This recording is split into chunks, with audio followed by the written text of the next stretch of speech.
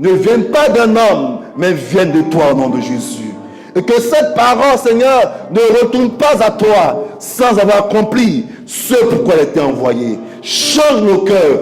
Bénis chacun d'entre nous dans le nom puissant de Jésus. Nous avons prié. Amen. Acclamons Jésus, acclamons le Seigneur. Amen. Que Dieu nous bénisse abondamment. De ta position assise, tourne-toi vers la gauche, vers la droite et donne le shalom de Dieu à quelqu'un. Alléluia. Alléluia. Gloire à Jésus. Qui est content ce matin d'être dans la présence du Seigneur? Alléluia. Ça fait du bien. Amen. Je pouvais comprendre la prière de David. Il dit, Seigneur, je dis une chose à Adam, c'est d'habiter la maison de l'Éternel jusqu'à la fin de mes jours. Amen. Frères et sœurs, ce matin, j'ai une question pour toi. Vous savez, quand vous allez dans la maison de quelqu'un, qu'est-ce que la personne fait? Amen. Il vous accueille, n'est-ce pas? Mais il y a une chose que la personne demande qui est importante. Ce sont les nouvelles. Alléluia. Et la question que je veux te poser ce matin, quelles sont les nouvelles du matin? Pourquoi est-ce que tu es là? Parce que la situation par laquelle nous sommes passés nous a permis de nous asseoir, nous a permis de méditer, n'est-ce pas? De réfléchir, de nous poser des questions, d'apprécier notre vie chrétienne. Alléluia. Et je bénis Dieu, frères et sœurs, que le Seigneur ne soit pas venu pendant ce temps de confinement. Parce qu'en réalité, nous n'étions pas encore prêts.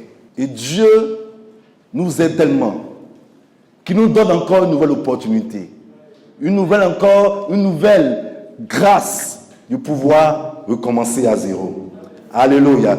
Considère ce que nous avons vécu comme un avertissement, comme une nouvelle opportunité que Dieu nous donne à chacun de nous. Alléluia. J'espère que tu as tiré les leçons. Alléluia.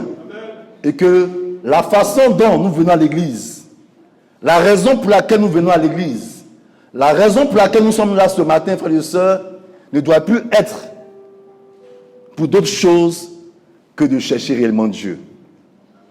Amen. Je l'espère pour toi. Que tu es là ce matin parce que tu veux que ta vie change. Tu veux que ta vie avec Dieu soit une vie réelle et sincère. Amen. Tu es là ce matin parce que tu te prépares à la rencontre de ton Dieu. Tu es là ce matin parce que réellement tu veux laisser quelque chose tomber de ta vie. Que Dieu nous aide. Ce matin, j'ai une parole pour toi. Et la parole que je veux donner se trouve dans le livre d'Ésaïe, le chapitre 55, le verset 9, le verset 10 au verset 11. Comme la pluie et la neige descendent des cieux, comme la pluie et la neige descendent des cieux, et n'y retournent pas, sans avoir arrosé, féconder la terre, et fait germer les plantes, sans avoir donné de la semence au semeur, sans avoir donné de la semence au semeur, et du pain à celui qui mange. et du pain à celui qui mange. Ainsi en est-il de ma parole, Ainsi en est-il de ma parole qui sort de ma bouche. qui sort de ma bouche. Elle ne retourne point à moi sans effet, Elle ne retourne point à moi sans effet, sans avoir exécuté ma volonté, sans avoir exécuté ma volonté et accompli mes desseins. et accompli mes desseins. 2 Timothée, chapitre 3, verset 16 à 17. 2 Timothée 3, versets 16 à 17. Toute écriture est inspirée de Dieu Toute écriture est inspirée de Dieu, et utile pour enseigner, utile pour enseigner, pour convaincre, pour convaincre, pour corriger, pour corriger, pour instruire dans pour instruire dans la la justice. justice. Verset 17. Afin que l'homme de Dieu Afin que l'homme de Dieu que nous sommes soit accompli et propre à toute bonne et propre à toute bonne œuvre. œuvre. Nous allons terminer dans le livre d'Hébreux, le chapitre 4, verset 12. Car la parole Car la parole de Dieu est vivante. et efficace, La parole de Dieu est vivante et efficace. plus tranchante qu'une épée quelconque, Plus tranchante qu'une épée quelconque. à deux tranchants, À deux tranchants. pénétrante jusqu'à partager âme et esprit, Jusqu'à partager âme et esprit. jointure et moelle. Jointure et moelle. Elle juge les sentiments La parole de Dieu a la capacité de juger les sentiments et les pensées du cœur. et les pensées du cœur. Alléluia. Que Dieu bénisse sa parole. Veuillez vous asseoir dans sa présence. Gloire à Jésus. Le thème de mon message, c'est la puissance de la parole de Dieu. La puissance de la parole de Dieu. Le monde vit un temps d'apostasie où les cœurs des hommes s'éloignent de plus en plus de Dieu. De nos jours, frères et sœurs, à commencer par les dirigeants spirituels et les croyants, nous constatons que de plus en plus, les gens se détournent du Seigneur. L'amour d'un plus grand nombre commence à se refroidir. Alléluia. Beaucoup de personnes, il y a une multitude de personnes qui parlent de révélation. Mais la véritable révélation, frères et sœurs, c'est la parole de Dieu. Alléluia. La véritable prophétie, la véritable parole de connaissance, la véritable révélation, c'est la parole de Dieu. Cette parole qui est esprit et vie. Alléluia. Cette parole qui a la capacité de changer nos cœurs, de changer nos vies et de transformer notre être tout entier. Alléluia. Amen.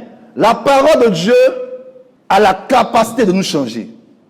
La véritable parole de Dieu ne nous améliore pas. Ça veut dire, avant j'étais alcoolique.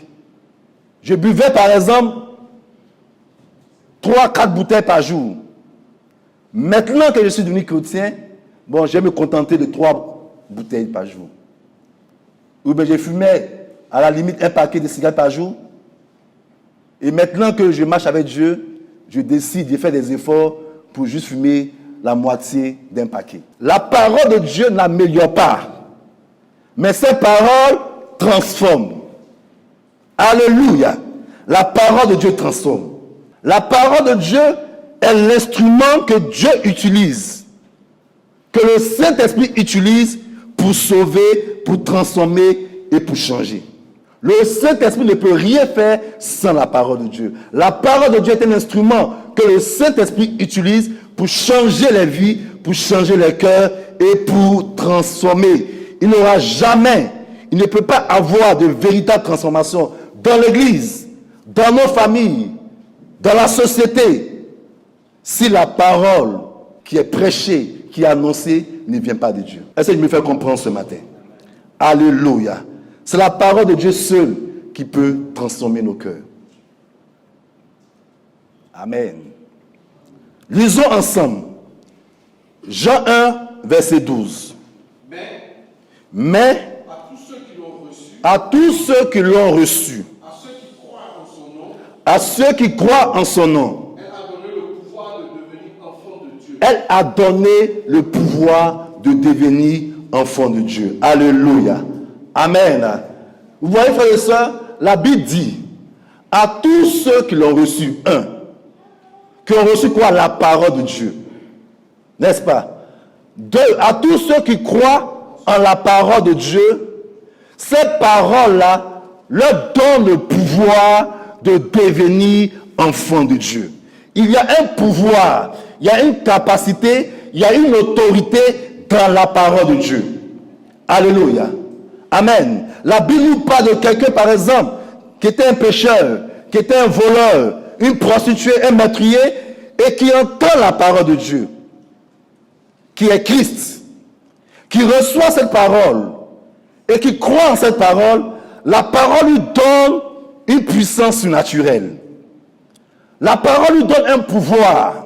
La parole lui donne une capacité qui lui permet de passer des ténèbres à la lumière. La parole lui donne de passer de la mort à la vie. De nos jours, il est rare de voir quelqu'un qui était dans le péché et qui quitte son péché et qui change de vie, et qui devient quelqu'un de nouveau, dont les voisins peuvent dire, les collègues peuvent dire, les amis peuvent dire, les parents peuvent dire, cet homme-là, nous le connaissions et aujourd'hui, nous pouvons dire qu'il a changé. Les parents peuvent dire, une telle personne, nous la connaissions, elle avait une mauvaise vie, mais aujourd'hui, elle est devenue une nouvelle personne. La Bible dit, frères et sœurs, si quelqu'un est en Christ, il est une nouvelle créature. Les choses anciennes sont passées et toutes choses sont devenues nouvelles. Alléluia. Ce que nous voyons de plus en plus, nous constatons des chrétiens qui passent d'église en église. C'est le constat que nous faisons. La parole de Dieu ne change plus la vie des gens. Mais ce que nous constatons, c'est que nous voyons des personnes qui passent d'église en église, qui ont fini par avoir des méthodes chrétiennes. Ils savent chanter des chants spirituels, ils parlent comme des chrétiens.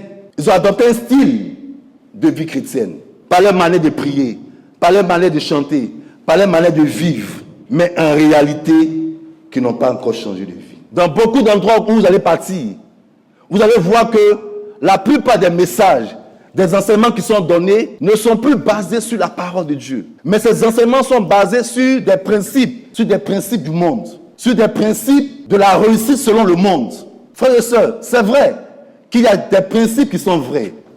Mais la seule chose qui change la vie des hommes, la seule chose qui transforme la vie des gens, c'est la parole de Dieu. Et ça, il faut le comprendre. C'est la parole de Dieu seule qui change la vie des hommes. La Bible dit dans Matthieu 24, versets 11 à 12, « Plusieurs faux prophètes s'élèveront et séduiront beaucoup de gens. Parce que l'iniquité se sera accrue, la charité d'un plus grand nombre se refroidira. » Nous sommes dans une saison, frères et sœurs, où il y aura une montée dans le monde, ou à travers le monde, il y aura une montée de faux prophètes, une montée de faux enseignements. Amen. Des personnes que Satan va oindre, va qualifier, qui vont avoir en eux l'onction du mal, qui vont avoir en eux un esprit de mensonge, un esprit d'égarement, un esprit de séduction, et qui vont séduire plusieurs enfants de Dieu. Mon exhortation ce matin, c'est de t'amener, frères et sœurs, à t'attacher à la parole de Dieu. Les gens enseigneront des hérésies, de faux enseignements. Et tous les messages seront tournés autour de l'argent. Peu importe la manière dont tu vis, peu importe la façon dont tu t'enrichis, mais tous les messages vont se centrer sur les gains, sur l'argent. Il faut faire très attention. Alléluia. Ce matin, nous voulons voir pourquoi la parole de Dieu est puissante. Pourquoi la parole de Dieu est puissante. Alléluia. Nous avons lu tout à l'heure dans Ésaïe 55, le verset 10 au verset 11. Nous pouvons encore relire la parole de Dieu. Il dit, comme la pluie et la neige descendent des cieux et n'y retournent pas sans avoir arrosé, fécondé la terre et fait germer les plantes sans avoir donné de la sémence au semeur et du pain à celui qui mange. Donc ici, frères et sœurs, on nous dit que le Seigneur compare ici sa parole à la pluie qui descend des cieux. Alléluia. Ici, la pluie est comparée à la parole qui sort de la bouche de Dieu. Et le but de la pluie, c'est quoi? Lorsqu'elle tombe, avant de retourner sous une autre forme, qu'est-ce que la pluie fait? Premièrement, elle vient pour quoi? Pour arroser, n'est-ce pas? La pluie vient pour arroser. La Bible nous dit que elle vient pour féconder la terre. Vous voyez, quand la pluie vient, elle ne vient pas juste pour mouiller. Elle vient avec un objectif précis. Pour arroser, pour féconder la terre, pour faire germer les plantes, pour donner de la sémence à qui? Au semeur. Et du pain à celui qui mange. Voici l'objectif de la pluie lorsqu'elle tombe. Et la Bible dit que de même que la pluie qui tombe du ciel ne retourne pas sans avoir fait toutes ces choses, de même aussi, la parole qui sort de la bouche de Dieu ne peut pas retourner à Dieu sans avoir accompli des résultats. La parole qui vient de Dieu, Je ne dis pas la parole qui vient des hommes. Parce que Dieu n'est pas engagé par la parole d'un homme. Dieu est engagé par sa parole. Alléluia. Souvent, des gens sont dessus. Disons que la parole, on leur donne des paroles qui ne sont pas vraies. La parole de Dieu s'accomplit toujours. Quand Dieu parle, frères et sœurs, ses paroles se réalisent toujours. Gloire à Jésus. Amen. Et de même que la parole, de même aussi, la parole qui sort de la bouche de Dieu produit toujours des résultats. Alléluia. La parole de Dieu produit toujours des résultats. Et ce matin, nous allons voir ce que la parole de Dieu fait. La première des choses, la parole de Dieu vient pour exécuter sa volonté. Dis à quelqu'un, la parole de Dieu vient pour exécuter sa volonté. Lorsque Dieu libère sa parole, lorsque Dieu parle, frères et sœurs, c'est toujours pour exécuter sa volonté. La parole de Dieu ne peut pas retourner à lui sans avoir exécuté sa volonté. Ou bien, si tu veux, sans avoir accompli le désir de Dieu. Voilà ce que fait la parole de Dieu. La parole de Dieu vient pour exécuter la volonté de Dieu. Ou pour exécuter le désir de Dieu. Quelle est la volonté de Dieu? C'est que tous les hommes soient sauvés. Dieu ne désire pas la mort du méchant.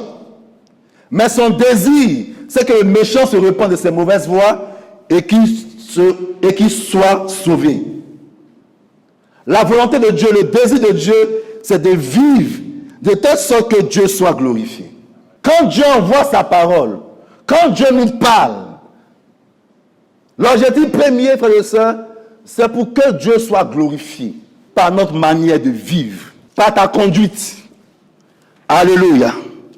Toute parole qui vient de Dieu et qui ne te pousse pas à changer ta manière de vivre n'est pas la parole de Dieu. Toute parole qui sort de la bouche de Dieu vise un seul objectif, c'est de nous amener, alléluia, à avoir une bonne conduite. Et la conduite, c'est notre manière de vivre.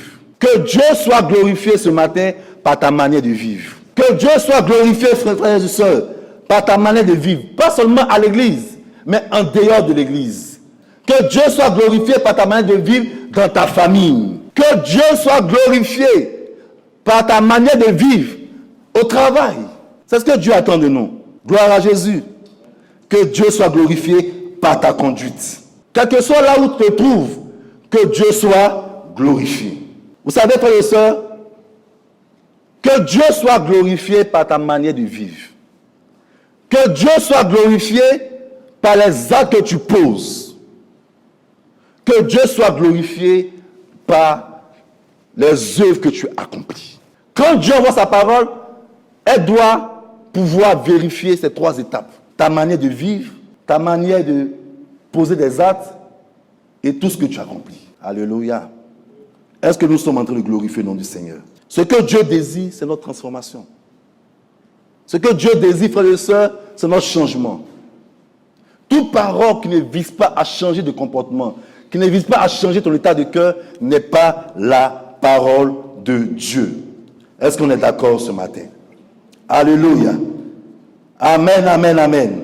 La deuxième chose, frères et sœurs, la parole de Dieu, lorsqu'elle vient, elle vient pour accomplir les desseins de Dieu. Elle vient pour accomplir les desseins de Dieu. Il dit que ainsi en est-il de la parole qui sort de la bouche de Dieu, elle ne retourne pas à lui sans avoir accompli les desseins de Dieu. Et quand on parle des desseins de Dieu, c'est la mission que Dieu a assignée à sa parole. Il y a une mission que Dieu a assignée à sa parole. La première chose, c'est que Dieu soit glorifié par notre manière de vivre, par nos actes et par nos œuvres. La deuxième manière, c'est que Dieu soit glorifié par les actes que nous posons. Les desseins de Dieu, c'est quoi? C'est vivre de telle sorte que les hommes et les femmes soient bénis autour de nous. Donc la parole de Dieu vient pour nous transformer, ça c'est la première des choses. La deuxième des choses, c'est que les gens qui sont autour de nous soient bénis par les actes que nous posons. En d'autres termes, que nous soyons une source de bénédiction. Est-ce qu'aujourd'hui tu peux dire clairement que tu es une source de bénédiction pour tous ceux qui sont autour de toi? Quand on parle de source de bénédiction, ce n'est pas le fait de distribuer de l'argent à tout le monde. Alléluia. Est-ce qu'au travers de toi, les gens sont bénis? Les gens peuvent voir la gloire de Dieu. Les gens peuvent voir la lumière de Dieu. Est-ce qu'au travers de toi, on peut voir que Jésus est vivant? C'est de ça qu'il s'agit. Lisons ensemble Matthieu 5, verset 13 à 14. Vous êtes le sel de la terre. Vous êtes le sel de la terre. Mais si le sel perd sa saveur, si le sel perd sa saveur, avec quoi la lui rendra-t-on? Avec quoi la lui rendra-t-on? Il ne sert plus qu'à être jeté dehors. Il ne sert plus qu'à être jeté dehors. Et foulé aux pieds par les hommes. Et foulé aux pieds par les hommes. Vous êtes la lumière du monde. Il dit, vous êtes la lumière du monde. Une ville située sur une montagne. Une ville qui est située sur une montagne Ne peut être cachée. ne peut être cachée. Et on n'allume pas une lampe pour la mettre sous le boisseau. Et on n'allume pas une lampe pour la mettre sous le boisseau. Mais on la met sur le chandelier. Mais on la met sur le chandelier Et elle éclaire tous ceux qui sont dans la maison. et elle éclaire tous ceux qui sont dans la maison. Que Dieu bénisse sa parole. Alléluia. Ici, frères et sœurs, la Bible nous compare, ou bien le Seigneur nous compare, amen, au sel. Vous savez qu'il y a une différence entre le sel et les grains de sable, n'est-ce pas? Quelle est la différence? Pourquoi on ne prend pas des grains de sable pour les mettre dans une sauce comme on le fait pour le sel? Amen. Il y a une différence entre le sel et les grains de sable. La différence, c'est que les grains de sable n'ont pas de saveur, n'ont pas de goût. Alléluia. Le jour où le sel n'aura pas de goût, il sera semblable au sable qui est sur la route. Alléluia. Amen. Il y a une différence. Et la différence se situe au niveau du goût. Ce qui fait la différence entre toi et les gens du monde, ou bien si tu veux, ce qui doit faire la différence entre toi et les gens du monde, c'est ta saveur. Dieu nous a appelés pour assaisonner le monde. Alléluia. Nous sommes faits pour assaisonner le monde. Nous sommes faits pour assaisonner nos familles. Nous sommes faits pour assaisonner la société dans laquelle Dieu nous a placés. Gloire à Jésus. C'est important de comprendre ces choses. Amen, amen. C'est important de comprendre ces choses. On attend des chrétiens que nous sommes des hommes qui disent la vérité. On attend des chrétiens que nous sommes des hommes qui marchent dans l'intégrité. Qui ne marchent pas dans la compromission. Qui ne volent pas. Qui ne mentent pas. Alléluia. Qui ne trichent pas. On attend des hommes que nous sommes, frères et sœurs, des personnes qui ne calomnient pas. On attend des hommes que nous sommes, des chrétiens que nous sommes, des hommes qui pardonnent. C'est de ça qu'il s'agit. C'est ce qui fait notre saveur. C'est ce qui fait que nous avons du goût. Si ces choses ne sont plus dans nos vies, frères et sœurs, nous deviendrons comme du sable. Et n'importe qui peut nous fouler aux pieds. Quand le sable perd sa saveur, on le foule aux pieds. Amen, amen. Gloire à Jésus. Même si les païens ne vont pas à l'église, ils savent au moins, frères et sœurs, ce que doit être un chrétien. Est-ce que vous savez ça? Ils savent. Quand on dit que quelqu'un est chrétien, ils ont une idée ils ont plus ou moins une idée de ce que c'est qu'un chrétien. Et à l'occasion, ils ne vont pas nous manquer de nous rappeler ces choses. Amen. Pourquoi les chrétiens peuvent boire, les païens plutôt peuvent boire, et quand le chrétien veut boire, on dit, mais toi tu es chrétien puis tu bois. Qui leur a dit que les chrétiens ne boivent pas? Qui leur a dit? Ils savent. Et à la moindre occasion, ils ne vont pas manquer de nous rappeler ces choses. Alléluia. Les gens supposent que, parce que nous sommes des chrétiens, nous devons être des exemples et des modèles. Des gens du monde, ils supposent. Pour eux, nous avons les meilleurs couples au monde. Pour eux, nous sommes des hommes les plus, vraiment des hommes spéciaux. Ils nous admirent de loin. Tu ne sais pas ça. Mais si tu ne le sais pas, laisse-moi te dire ça ce matin. Peut-être que tu ne sais pas que les gens te regardent, mais il y a des gens qui te regardent. Il y a des gens qui t'admirent. Attends un peu. Quand ils seront dans un problème, quand ils seront malades, quand ils vont passer par des moments difficiles, ils sauront qu'ils ont un voisin qui prie tous les jours, qui prend sa Bible, qui va à l'église tous les dimanches. Donc les gens nous admirent. Alléluia. Les gens nous admirent. Et il faut que tu comprennes ces choses. Et le fait d'être le sel de la terre, frères et sœurs, c'est le fait d'être des modèles, des exemples pour tous ceux qui nous regardent. Maintenant, imagine-toi, en tant que sel, dans ta maison, il y a toujours des bruits de casseroles, des paroles en point fini. Il y a toujours des cris. Si tel est le cas, ils seront scandalisés. Je te le dis, frères et sœurs, ils seront scandalisés. Si nous perdons nos saveurs, le monde sera scandalisé et par conséquent, nous allons perdre notre saveur. Et si nous perdons notre saveur, nous devenons des hommes ordinaires, sur qui tout le monde peut marcher. Gloire à Jésus. Alléluia. Que celui qui dit qu'il est chrétien s'éloigne de l'iniquité.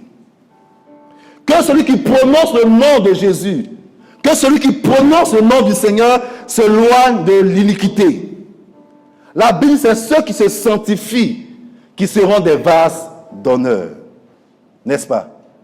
Ce sont ceux qui se sanctifient qui sont un peuple acquis. Un sacerdoce royal. Ceux qui se sanctifient, c'est eux qui sont des pierres vivantes. Donc, être pierre vivante, ce n'est pas un titre. Pierre vivant, ce n'est pas une dénomination.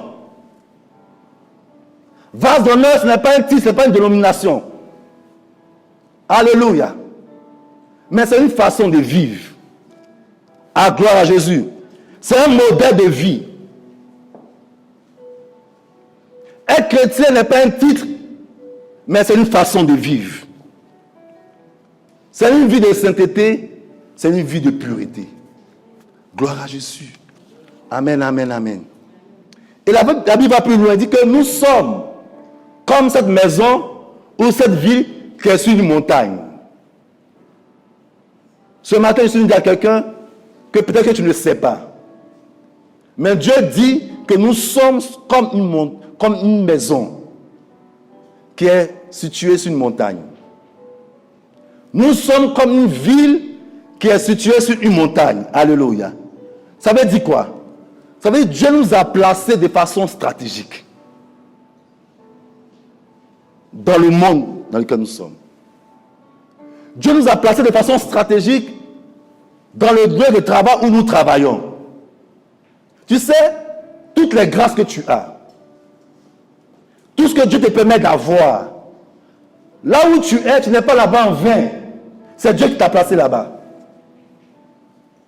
Dieu nous a positionnés de façon stratégique afin que tous ceux qui passent puissent nous voir. Alléluia. Amen. Gloire à Jésus. Quand tu te lèves le matin, ce que tu portes est important. Là où tu vas est important. Ce que nous faisons est important. Donc, frères et sœurs, si nous sommes comme cette maison qui est sur une montagne, ça veut dire que tous ceux qui passent ne peuvent pas passer sans nous voir. Regardez, quand vous allez par exemple en voyage et que vous voyez une ville, quand la ville est sur la montagne, n'est-ce pas? On la voit facilement, n'est-ce pas? Parce qu'elle est positionnée sur la montagne. Même si tu n'es pas entré dans la ville, mais tu vois quand même la ville. Les gens n'ont pas besoin forcément de venir à l'église. pour voir que nous sommes enfants de Dieu. De loin, ils peuvent sentir la présence de Dieu. De loin, ils peuvent voir la lumière de Dieu qui est en nous.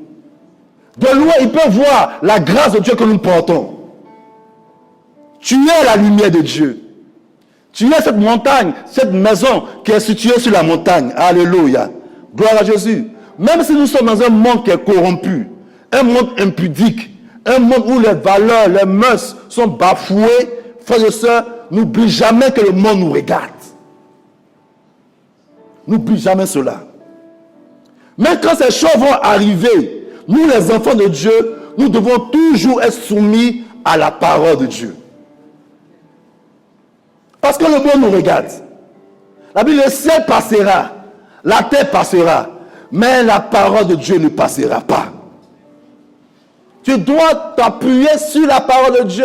Que cette parole soit une lampe à tes pieds et une lumière sur ton sentier. Qu'est-ce que Psaume 1, verset 1 dit?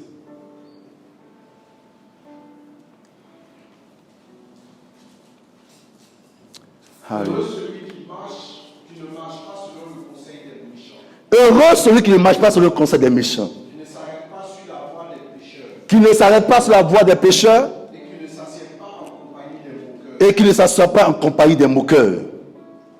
Mais qui trouve son plaisir dans la loi de l'Éternel. Mais qui trouve son plaisir dans la loi de l'Éternel. Et qui la médite jour et nuit. Qui la médite jour et nuit.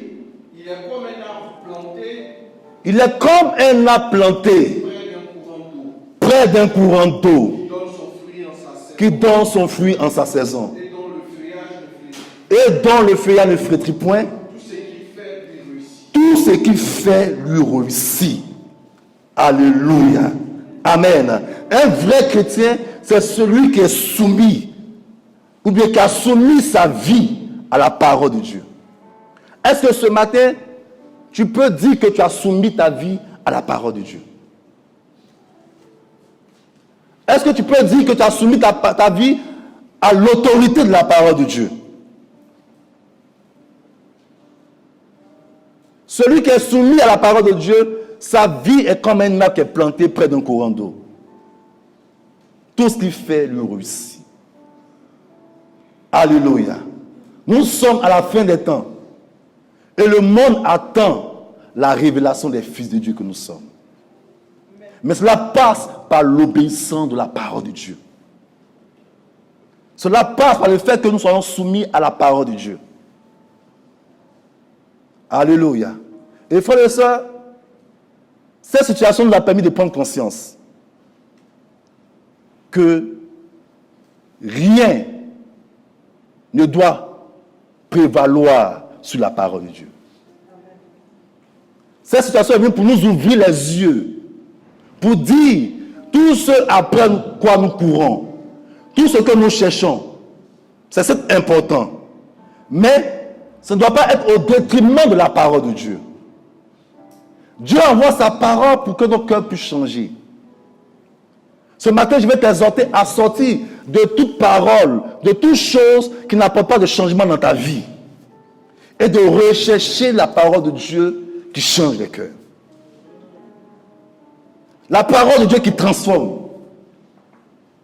De rechercher à être une source de bénédiction pour plusieurs personnes autour de toi. C'est ce à quoi Dieu nous appelle. Alléluia. Sortons de tout ce qui est éphémère. Sortons de tout ce qui n'a pas de fondement. Sortons de tout ce qui n'édifie pas. Alléluia. Sortons de tout ce qui peut nous détruire. Et recherchons la parole de Dieu. C'est qui guérit, c'est qui transforme, c'est qui nous change. Alléluia. C'est qui fait de nous une source de bénédiction. Que Dieu nous bénisse. Alléluia. Acclamons le Seigneur.